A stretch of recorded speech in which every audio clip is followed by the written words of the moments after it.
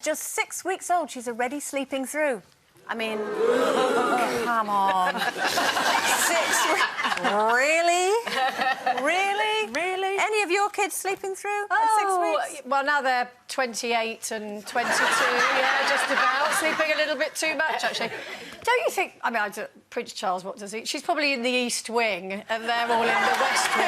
Yeah. I never heard a thing. When you meet those people and they go, yes, my baby's only a week old and already sleeping... People lie. Yeah. People lie. Don't they? It's a competitive thing. Yeah. I think it's really strange. 6 months and can't do algebra.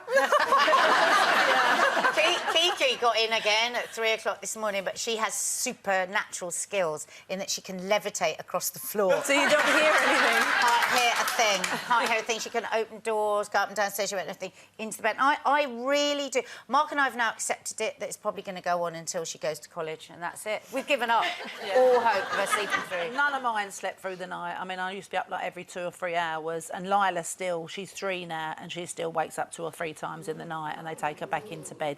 But I wasn't one of those mums or nans where you could leave them crying. You know how they just shut the door and let them cry? There was no way. If they're crying, there's a reason why they're crying. They're either hungry, or they're, you know, they've got wind, or they're in pain, or they want to cuddle. So you pick them That makes me up. feel so guilty, because I did that thing with Maddie where everyone was saying to me... I did that book. Did you do that book? Not the book. I did that book. Don't mention that book.